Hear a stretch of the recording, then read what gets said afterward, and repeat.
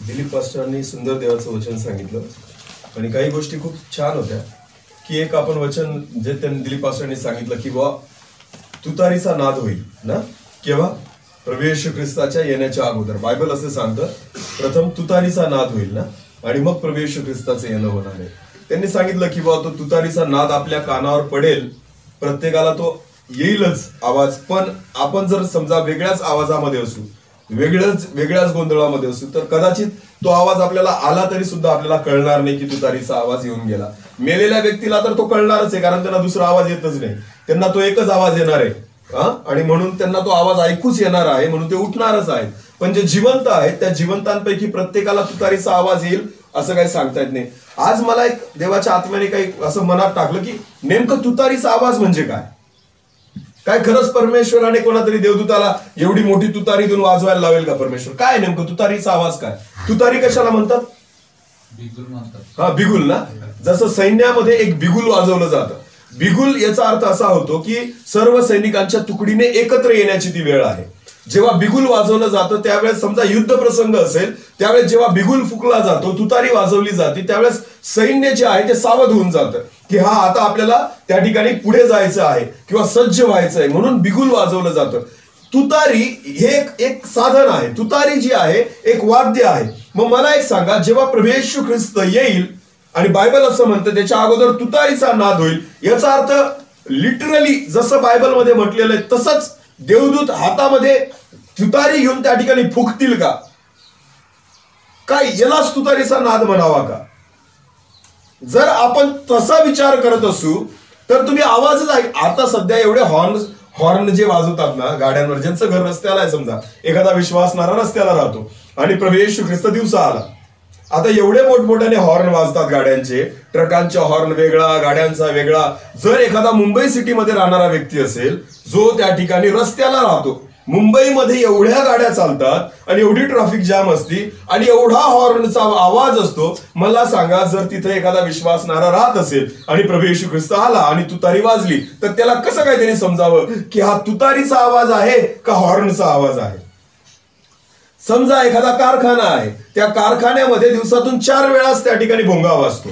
एक सकाळी, त्यानंतर परत दुपारी, परत संध्याकाळी आणि परत रात्री. आता या 4 वेळेत जेव्हा तो भोंगा वाजतो, आता समजा एखादा विश्वासणारा जर तिथं कामाला आहे, नेमकं त्यांनी कसं समजावं की हा तुतारीचाच आवाज आहे की आपला कारखान्याचा भोंगा वाजतोय? नेमकं काय तुतारीचा आवाज म्हणजे काय? प्रियांनो लक्षात घ्या, देवाचं वचन जे आपल्याला शिकवतं किंवा परमेश्वराने ज्या गोष्टी आपल्याला बायबलमध्ये लिहून ठेवलेल्या आहेत, बऱ्याचदा आपण त्या समजून घेत नाही की परमेश्वराची इच्छा काय आहे. प्रभू येशू ख्रिस्ताच्या येण्याच्या अगोदर तुतारीचा नाद होईल असं बायबल म्हणतं. आपण देवाच्या वचनातून बघू या गोष्टी. यहजकेलचं पुस्तक आपण काढू. यहजकेल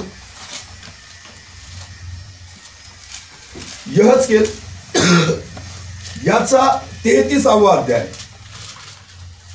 यहजकेल याचा 33वा अध्याय आणि पहिल्या वचनापासून आपण वाचू. नीट लक्ष द्या आता. परमेश्वराचे वचन मला प्राप्त झाले की, यहजकेल म्हणतो परमेश्वराचे वचन मला प्राप्त झाले की, मानव पुत्रा तू आपल्या बांधवांबरोबर बोल, की तू आपल्या बांधवांबरोबर बोल, त्यांना सांग की, त्यास सांग की मी देशावर तरवार आणीन. मी देशावर तरवार आणीन. कोण? परमेश्वर म्हणतो की यहजकेलला, त्याच्या संदेशक्याला, त्याच्या दासाला परमेश्वर असं सांगत आहे की मानव पुत्रा तू बोल. काय बोल? की मी ह्या देशावर काय आणील? तरवार आणील. तेव्हा जर देशातल्या लोकांनी आपणापैकी एकास निवडून पहारेकरी नेमिले.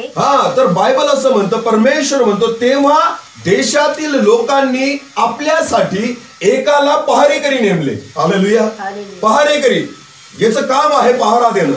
पहारेकऱ्याचं काम आहे की बाहेरून जर एखादी शक्ती येत आहे, आक्रमण होत आहे, जर धोका आहे, तर पहारेकऱ्याचं काम आहे की जागृत राहणं आणि लोकांना सावध करणं. हालेलुया. पहारेकरी नेम. पुढे वाचा. देशावर तरवार येत आहे. आता नीट लक्ष द्या. देशावर तरवार येत आहे असे पाहून शिंग फुकून त्याने लोकात सावध केले. शिंग फुकून त्याने लोकात सावध केले. आणि त्या शिंगाचा शब्द ऐकून, शिंगाचा शब्द ऐकून कोणी सावध झाला नाही. म्हणून तरवारीने येऊन त्याला नेले. तर त्याचे रक्त त्याच्याच डोक्यावर राहील. शिंगाचा शब्द, शिंगाचा आवाज असतो, शब्द नसतो. नीट लक्ष द्या. पण बायबल इथं असं म्हणतं शिंगाचा शब्द ऐकून. याचा अर्थ यहजकेल संदेश त्याला जे देवाचं वचन या ठिकाणी येत आहे ते ह्या संदर्भात आहे की शिंग याचा अर्थ असा होतो की देवाच्या दासाद्वारे सांगितले गेलेले संदेश किंवा परमेश्वराच्या दासाद्वारे आलेली वचनं जी आहेत तो शिंगाचा आवाज आहे. कारण बायबल असं म्हणतं त्या शिंगाचा शब्द ऐकून. शिंगाचा शब्द नसतो, शिंगाचा आवाज असतो. लक्षात घ्या, कोणतंच वाद्य शब्द तयार करत नाही, कोणत्याच वाद्यामधून शब्द बाहेर निघत नाही, तर प्रत्येक वाद्य आवाज बाहेर काढतं. पण बायबल इथं असं म्हणत आहे की त्या शिंगाचा शब्द ऐकून जर तू त्यांना सावध केलं आणि तलवार जर त्यांच्यावर आली तर बायबल या ठिकाणी सांगतो, वाचून घेऊ बरं, आपण पटकन वाचून घेऊ. हा, आणि त्या शिंगाचा शब्द ऐकून कोणी सावध झाला नाही म्हणून तरवारीने येऊन त्याला नेले तर त्याचे रक्त त्याच्याच डोक्यावर राहील. हा, बायबल असं म्हणतं जर पहारेकऱ्याने शिंग वाजवलं, शब्द ऐकून जर ते सावध झाले नाही आणि तरवार येऊन जर त्यांना मारून टाकलं तर त्यांचं रक्त कोणाच्या माथी राहील? त्यांच्याच माथी राहील. हा, शिंगाचा शब्द ऐकून तो सावध झाला नाही म्हणून त्याचे रक्त त्याच्याच डोक्यावर राहील. तो सावध झाला असता तर त्यांनी आपला जीव वाचवला असता. हा, बायबल असं म्हणतं शिंग वाजवणारा जो आहे या ठिकाणी तो पहारेकरी आहे, ज्याला परमेश्वराने शिंग दिलेला आहे. लक्षात घ्या, बायबल जरी ह्या ठिकाणी म्हणत आहे की तुतारीचा नाद होईल आणि मग प्रभू येशू ख्रिस्ताचे येणं होईल, तुम्हाला माहिती का काही दिवसांपासून काही महिन्यांपासून परमेश्वर सारखी तुतारी वाजवत आहे. फक्त तुम्हाला आणि मला ऐकायला येत नाही. लक्षात घ्या, अजून सुद्धा जर तुम्ही त्या तुतारीचा आवाज ऐकू इच्छिता की जी तुतारी एक वाद्य आहे, लक्षात घ्या त्या वाद्याचा आवाज तुम्हाला ऐकू येणार नाही. तुतारी हीच आहे की अनेक परमेश्वराच्या दासांद्वारे आज परमेश्वर हेच सांगत आहे की प्रभू येशू ख्रिस्ताचे येणं जवळ आहे. पश्चाताप करा आणि देवाकडे वळा, कारण देवाचं राज्य जवळ आहे. लक्षात घ्या, ही तुतारी तुमच्यासाठी वारंवार परमेश्वर त्या ठिकाणी वाजवत आहे. जसं देवाचा दास बोलला की तुमच्या कानावर पडेल, पण जर तुम्ही जगी गोष्टींमध्ये असाल तर लक्षात घ्या तुम्हाला कळणार सुद्धा नाही. आणि जर शेवटच्या काळी तुम्ही म्हणाल प्रभू येशू ख्रिस्त आल्यानंतर, प्रभू आम्ही तर तुतारीचा आवाज ऐकलाच नाही, तू तर येऊन निघून पण गेला लोकांना घेऊन, तुझ्या विश्वासणाऱ्यांना घेऊन. आपण म्हणू की आम्ही तर आवाज ऐकू इच्छित होतो की तू तर बोलला होता की तुतारी वाजेल, आम्ही तर तुतारीचाच आवाज ऐकत होतो की आता येईल मग येईल, आणि तुझा तुतारीचा आवाज तर आला नाही. प्रभू म्हणेल माझ्या दासांद्वारे जे अनेक वचनं तुमच्यापर्यंत आली ना ते सगळे तुतारीचे नाद होते. हालेलुया, ते सर्व शिंगांचे आवाज होते जे तुम्हाला सावध करण्यासाठी मी त्या ठिकाणी वाजवत होतो. एक जी निर्जीव वस्तू आहे ती तुम्हाला सावध करू शकत नाही. लक्षात घ्या, एक निर्जीव शिंग जे आहे ते तुम्हाला सावध करू शकत नाही. एक निर्जीव तुतारी जी आहे ती तुम्हाला सावध करू शकत नाही. आज परमेश्वर त्याच्या दासांद्वारे, त्याच्या संदेशांद्वारे, परमेश्वर जिवंत व्यक्तींद्वारे आज परमेश्वर त्याच्या मंडळीला सावध करत आहे. लक्षात घ्या, हा तुतारीचा नाद अनेकदा तुमच्या कानांवर येऊन गेलेला आहे. नंतर माझ्या देवाला दोष देऊ नका की प्रभू आम्ही ऐकलेलं नाही. बायबल असं म्हणतं की यहजकेलला परमेश्वर म्हणतो की देशावर तलवार येत आहे, तू तुझ्या लोकांना सावध कर. आज परत एकदा देवाचा दास या नात्याने मी तुम्हाला या ठिकाणी छाती ठोक सांगतो की येणारा काळ फार कठीण आहे. जर तुम्ही स्वतःचा उद्धार साधून घेतला नाही, जर तुम्ही स्वतःचं तारण साधून घेतलं नाही, जर तुम्ही सावध झाला नाही, लक्षात घ्या तरवार येईल आणि तरवारीचं काम आहे वध करणं, तरवारीचं काम आहे मारून टाकणं, तरवारीचं काम आहे नष्ट करणं, तरवारीचं काम आहे नाश करणं. तलवार तिचं काम करणार आहे. त्यावेळेस तुम्ही असं म्हणू शकणार नाही की आम्हाला माहिती नव्हतं, आम्ही सावध नव्हतो. बायबल असं म्हणतं जर तलवार आली, तुम्ही तुतारीचा नाद ऐकला, शिंगाचा नाद ऐकला, तुम्ही सावध झाले नाही आणि तलवारीने जर तुम्हाला मारलं तर बायबल असं सांगतं तुमच्या रक्तपाताचा दोष तुमच्याच माथी राहील. देवाचा दास निर्दोष होतो. हालेलुया, परमेश्वराचे सेवक निर्दोष होतात, त्यांच्यावर तुमच्या रक्ताचा दोष राहणार नाही. प्रियांनो, दिवस फार कठीण आहे. काल सुद्धा मी संध्याकाळी इथं बसलो होतो, एक वचन मी ऐकत होतो पास्टर अमोद सिंग यांचं. 2022 ची भविष्यवाणी त्यांनी सांगितली. त्यांना परमेश्वराने जे दर्शन दाखवलं होतं त्या दर्शनावर आधारित त्या ठिकाणी तो संदेश होता. अद्भुत त्या ठिकाणी गोष्टी होत्या की ज्या स्पर्श केल्या की खरंच प्रभूचं येणं किती जवळ आहे. आणि देवाच्या दासांना स्पष्ट दर्शन परमेश्वर दाखवत आहे. देवाच्या भविष्यवक्त्यांना स्पष्ट प्रभू दाखवत आहे की येणाऱ्या दिवसामध्ये मी काय करणार आहे. तरी अनेक लोक अजून सुद्धा विश्वास ठेवायला तयार नाही. प्रियांनो, लक्षात घ्या तुमचं रक्त तुमच्याच माथी राहील. कोणीच त्याच्या जसं मागील दिवसामध्ये पण आम्ही त्या ठिकाणी पुणे भागात गेलेलो होतो, त्या ठिकाणी जेव्हा प्रभू भोज होता त्यावेळेस पण दिलीप पास्टरद्वारे परमेश्वराने काही शब्द पुरवले आणि प्रभूने सांगितलं, जर चुकीच्या पद्धतीने तुम्ही प्रभू भोज घेत असाल तुमचं रक्त तुमच्याच माथी राहील, कारण तुम्हाला सगळ्या गोष्टी ठाऊक आहे. आज इथं बसलेले सर्वजण कान देऊन ऐका, तुम्हाला या सर्व गोष्टी देवाच्या दासांनी सांगितल्या गेलेल्या आहेत की प्रभू येशू ख्रिस्ताचं येणं जवळ आहे. तुतारीचा नाद अनेकदा तुमच्या कानांवर आलेला आहे, जर तरी सुद्धा तुम्ही सावध झाले नाही. सावध होणं म्हणजे काय आहे? काय आहे सावध होणं म्हणजे? अहो, जर तुम्ही तेच करत आहात जे आजपर्यंत करत आलेले आहात तर तुम्ही सावध झालेले नाही. जर तुमच्या वागणुकीमध्ये अजून काहीच फरक पडलेला नाही तर तुम्ही सावध झालेले नाही. जर तुमच्या दिनचर्यामध्ये अजून काहीच फरक झालेला नाही तर तुम्ही सावध झालेले नाही. जे आतापर्यंत तुम्ही पिढी जात करत आलेले आहात त्याच्यामध्ये जर थोडा तसूभरही फरक पडलेला नाही तर तुम्ही सावध झालेले नाही. ज्या वेळेस योना निनवे शहरामध्ये गेला आणि निनवे शहराला जाऊन योनाने पश्चातापाची सुवार्ता सांगितली की तुम्ही आपल्या पापापासून वळा, नाही तर निनवे शहराचा परमेश्वर नाश करणार आहे. ज्या वेळेस निनवे शहराने तुतारीचा नाद ऐकला, ज्यावेळेस निनवे शहराने ते शिंगाचे शब्द ऐकले, ज्यावेळेस निनवे शहराने परमेश्वराच्या संदेशाचे शब्द ऐकले, बायबल असं सांगतं की जो राजा होता त्या राजाने फरमान काढलं की लहानांपासून मोठ्यांपर्यंत प्रत्येकाने उपवास करा, प्रत्येकाने धूळ डोक्यात टाका, प्रत्येकाने वस्त्र फाडा, प्रत्येकाने गोंडताट नेसा आणि प्रत्येकाने आक्रंदन करा, रडा, शोक करा, परमेश्वराकडे या आणि वळा. एवढंच नाही तर आपल्या जनावरांना सुद्धा भूक ठेवा की जेणेकरून त्यांचा आवाज ऐकून तरी परमेश्वराला दया येईल. हालेलुया. ज्या दिवशी तुम्ही तुतारीचा नाद ऐकता, ज्यावेळेस तुम्ही शिंगाचे शब्द ऐकता, ज्यावेळेस परमेश्वराच्या दासांकडून येणारे वचन ऐकता, तर तुमच्या जीवनामध्ये तो फरक पडला पाहिजे जो आजपर्यंत पडलेला नाही. तुमच्या वागणुकीमध्ये तो फरक पडला पाहिजे, तुमच्या दिनचर्यामध्ये तो फरक पडला पाहिजे. जे आजवर तुम्ही केलं नाही ते करण्याची सुरुवात तुमच्या जीवनामध्ये झाली पाहिजे, तर म्हणावं की तुम्ही सावध झालेले आहात. नुसतं मला कळलं याचा अर्थ मी सावध होत नाही. लक्षात घ्या, काय परिश्रम घेत आहोत आपण प्रभू येशू ख्रिस्ताच्या येण्यासाठी. अशी कोणती तयारी तुम्ही आणि मी करत आहोत मला सांगा. कोणत्या जीवनामध्ये बदल केला, कोणत्या सवयींमध्ये तुम्ही बदल केला, कोणती गोष्ट जी तुमच्यासाठी गरजेची आहे प्रभू येशू ख्रिस्ताच्या येण्यामध्ये मला सांगा. त्या कोणत्या गोष्टीसाठी तुम्ही जमून प्रयत्न करत आहात, तर म्हणावं की तुम्ही सावध झालेले आहात. बायबल असं म्हणतो, मी परत एकदा सांगतो, मला हौस नाही या गोष्टी सांगण्याची, पण मला देवाला हिशोब द्यायचा आहे. हालेलुया. मला परमेश्वराला हिशोब द्यायचा आहे. तुम्हाला पटो न पटो देवाचं वचन असंच आहे. तुम्ही नंतर म्हणाल की प्रभू तुतारीचा शब्द आमच्या कानी आला नाही. प्रभू म्हणेल, अरे अनेकदा आला, तुम्हीच कधी ऐकला नाही. तुम्ही तर त्या वाद्याचा आवाज ऐकू इच्छित होतात की कुठेतरी पिपाणी वाजेल आणि आमच्या कानावर येईल आणि मग प्रभू येशू ख्रिस्त येईल. तो वाद्याचा आवाज नाही. लक्षात घ्या, तुतारी हीच आहे जी देवाच्या दासांद्वारे परमेश्वर त्याचे वचन सांगत आहे. शिंग हेच आहेत की परमेश्वर त्याच्या लोकांना, देव अस्पष्ट रीतीने बोलत नाही, स्पष्ट रीतीने बोलतो. लक्षात घ्या. हालेलुया. परमेश्वराचे शब्द अस्पष्ट नाही आहेत. परमेश्वर स्पष्ट रीतीने त्याच्या लेकरांचे कान उघडतो. परमेश्वर स्पष्ट रीतीने बोलतो. लक्षात घ्या, परमेश्वर मोघम रीतीने बोलत नाही. तुम्हाला पटो न पटो जे आहे ते पण. म्हणून यहेजकेलला परमेश्वराचं वचन सांगतं की मी तुला इस्रायलाचा पहारेकरी नेमलेला आहे. तू शिंगाचे शब्द बोल. लोक जर सावध झाले तर ते त्यांचा प्राण वाचवतील, सावध नाही झाले तर त्यांच्या रक्ताचा झडा मी तुझ्याकडून घेणार नाही. पुढे वाचा.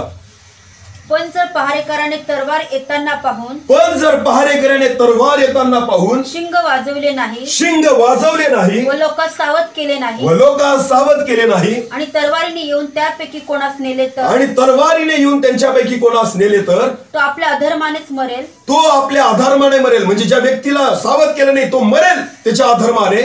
तथापि त्याच्या रक्तपाताचा जाब मी त्या पहारेकऱ्याकडून मागेल. लक्षात घ्या, देवाचे दास, परमेश्वराचे सेवक, परमेश्वराचे संदेष्टे आणि परमेश्वराने निवडलेले लोक यांनी एक गोष्ट महत्वाची लक्षात घेतली पाहिजे की देवाने तुम्हाला पहारेकरी नेमलेलं आहे. परमेश्वराने तुमच्या हातामध्ये शिंग दिलेले आहेत. परमेश्वराने तुमच्या हातामध्ये करणे दिलेले आहेत. ते फक्त ठेवण्यासाठी नाही तर ते वाजवण्यासाठी आणि देवाच्या नावामध्ये लोकांना सावध करण्यासाठी आहेत.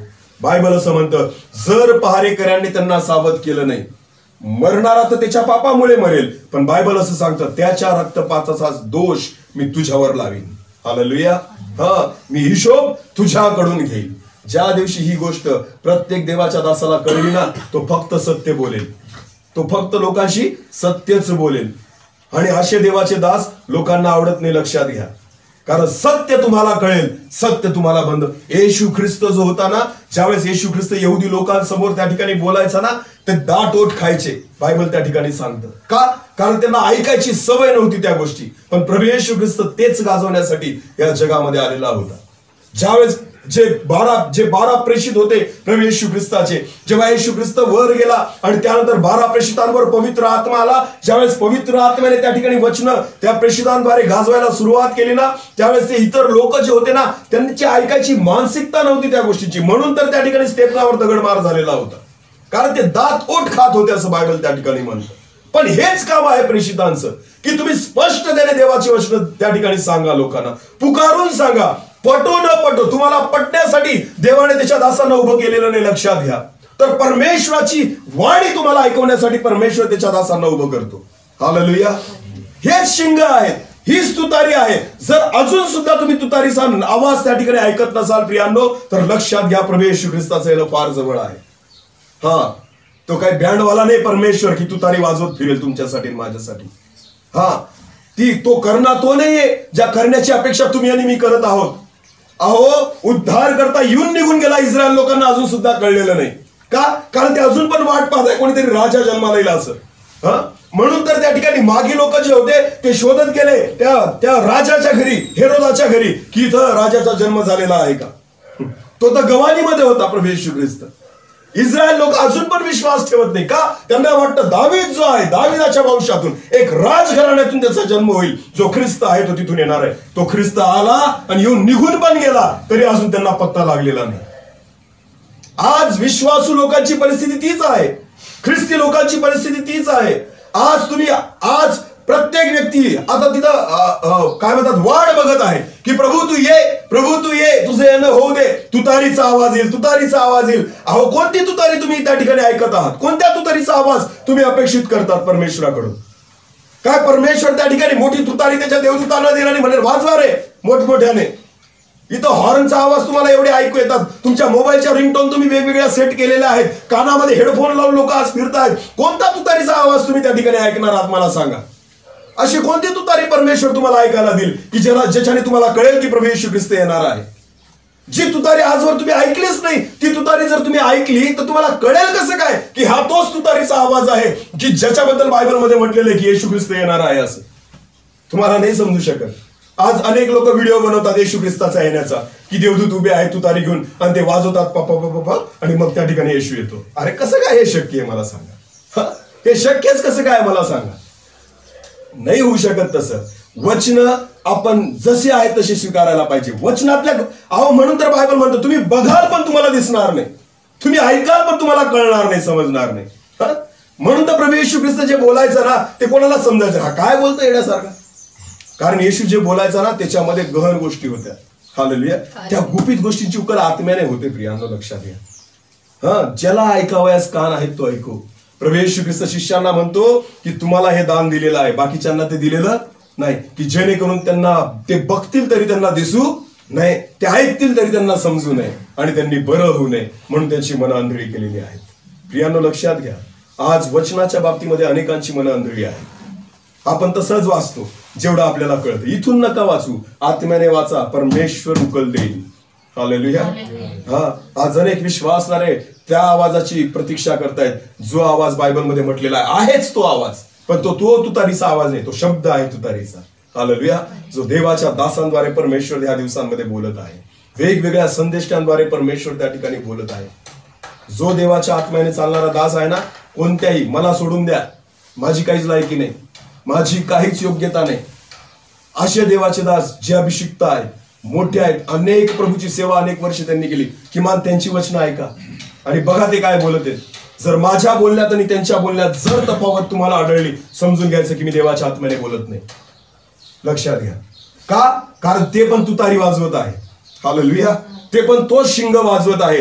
जो परमेश्वराचा सेवक आहे, ज्याला परमेश्वराने पहारेकरी नेमलेला आहे, त्याच्या प्रत्येकाच्या हातामध्ये परमेश्वराने तुतारी दिलेली आहे. तुम्ही ऐका नका ऐकू, काम एकच आहे, तू वाजव, तू बोल, तू सावध कर.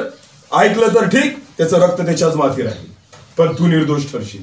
हालेलुया. ज्याला ऐकावयास कान आहेत तो ऐको. बायबल देवाचं वचन सांगतो. खूप ऐकण्याची हौस आहे आपल्याला, खूप वचन आपण वाचतो.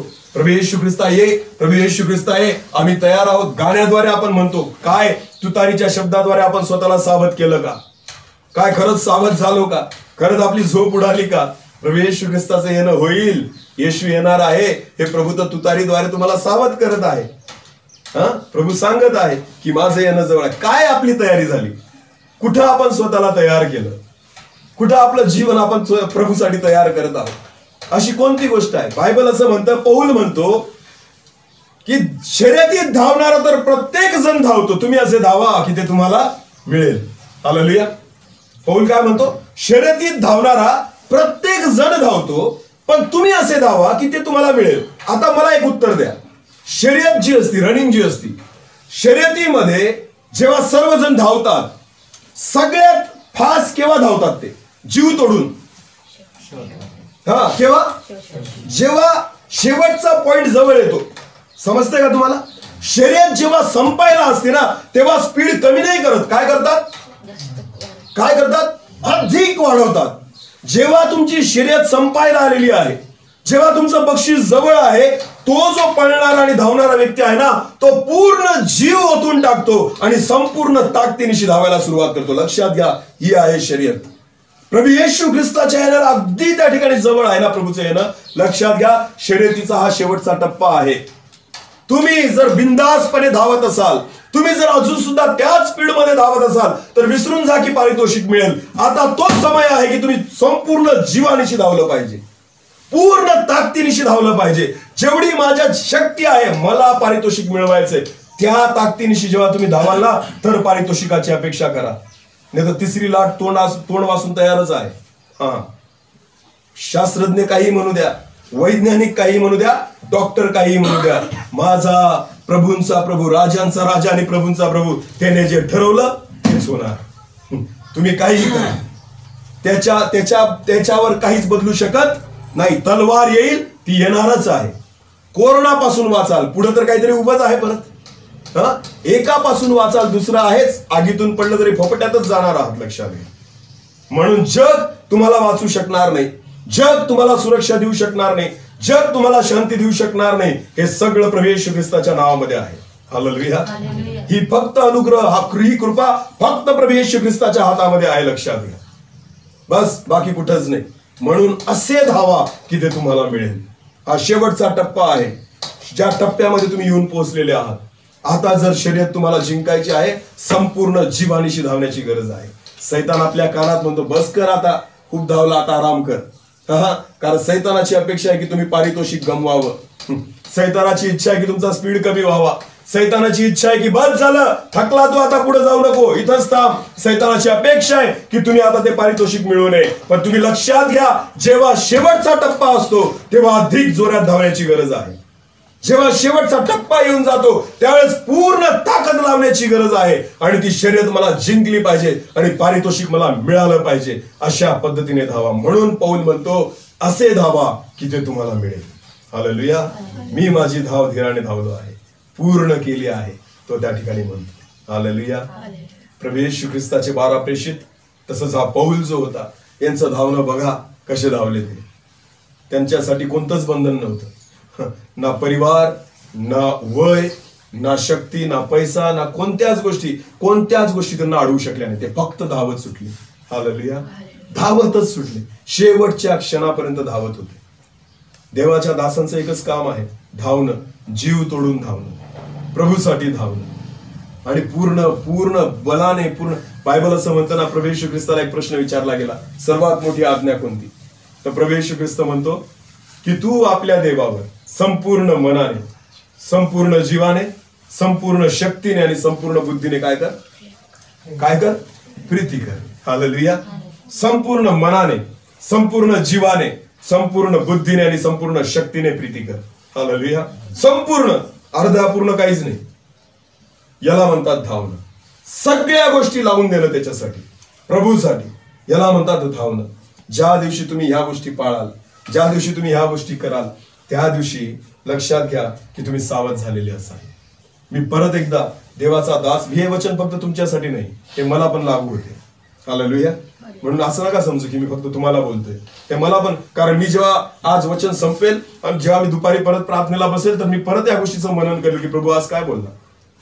म्हणून असं नका समजू की मी तुम्हाला बोलत आहे, हे माझ्यासाठी पण तेवढंच गरजेचं आहे, कारण याच्यावर मी पण विचार करणार आहे, याच्यावर मी पण मनन करणार आहे, याच्यावर मी पण स्वतःबद्दल आत्मपरीक्षण करेल की मी याच्यात कुठं बसतो, मला कसली गरज आहे, मला कोणतं वाढण्याची गरज आहे, अजून मला काय केलं पाहिजे, या सगळ्या गोष्टी मी पण स्वतःबद्दल आत्मपरीक्षण करेल. तुम्हीही करा.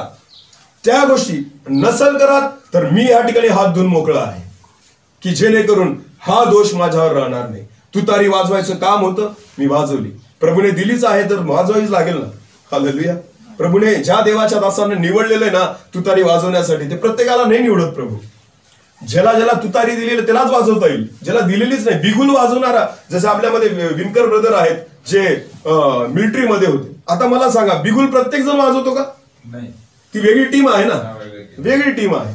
बिगुल वाजवण्याला जे नेमलेले आहेत त्यांनाच माहिती की कोणत्या सुराम आणि कशा पद्धतीने बिगुल वाजवायचं. प्रत्येक जण नाही वाजवू शकत. जर तुम्ही बिगुल वाजवाल, ज्याला सवय आहे तो वाजवू शकतो. जर ज्याला सवय नाही त्याला बिगुल वाजवायला दिली तर पिपाणी वाजवते असं वाटेल किंवा शिट्टी वाजवते असं वाटेल. का? कारण त्याला कळतच नाही बिगुल कसं वाजवलं पाहिजे. हालेलुया. म्हणून परमेश्वर कोणाच्याही प्रत्येकाच्या हातात बिगुल देत नाही, प्रत्येकाच्या हातात तुतारी देत नाही. पण ज्यांना तुतारी दिलेली आहे, ज्यांना बिगुल दिलेला आहे ना, जर त्यांच्याद्वारे वाजवलं जात आहे तर सावध व्हा. हालेलुया. हा, नंतर प्रभूला म्हणू नका की प्रभू आम्ही तुतारीचा नाद ऐकलाच नाही, तू तर येऊन निघून गेला. प्रभू म्हणाल अनेक तुताऱ्या वाजवल्या, तुम्ही तुमचे कान बंद केलेले होते, तुम्ही ते कधीच ऐकण्याचा प्रयत्न केला नाही. म्हणून प्रियानो, लिटरली त्या गोष्टी ऐकण्याचा विचार करू नका. प्रभू तुतारी फुकायला सुरुवात होऊन गेलेली आहे. देवाची तुतारी वाजवायची सुरुवात झालेली आहे. परमेश्वराने शिंग वाजवायला त्याच्या पहारेकरांना सुरुवात करून दिलेली आहे. तुम्ही आणि मी सावध होण्याची गरज आहे. बायबल म्हणतं वेळेचा सदुपयोग करा, कारण दिवस वाईट आहे. प्रभूचं येणं फार जवळ आहे. मी जास्त वेळ बोलणार नाही, ऑलरेडी वेळ झालेला आहे. देव करू या वचनाद्वारे परमेश्वर आपल्या सर्वांना आशीर्वादित करू. डोळे झाकून प्रार्थना करू. सर्व शक्तिमान आमच्या जिवंत देवा, आकाश आणि पृथ्वीच्या निर्माण करत्या प्रभू, धन्यवाद देतो ह्या समयाबद्दल परमेश्वर पिता. आज तू आमच्याशी बोललेला आहे, आमचा विश्वास आहे. माझ्या देवा, आद्य देवदूतांची वाणी आणि तो तुतारीचा नाद होईल, तुझं वचन सांगतं. आणि त्यावेळेस तू परमेश्वर पिता अनेक देवदूतांसोबत प्रभू तुझ्या लेकरांना निवडून घेतलेल्यांना घेऊन जाण्यासाठी येशील. खरंच परमेश्वर पिता, हा तो समय आहे की आम्ही तुतारीचा नाद ऐकत आहोत. हा तो समय आहे की आम्ही शिंगांचा नाद ऐकत आहोत. प्रभू माझ्या देवाने स्वतःला सावध करावं असं होऊ दे परमेश्वर पिता.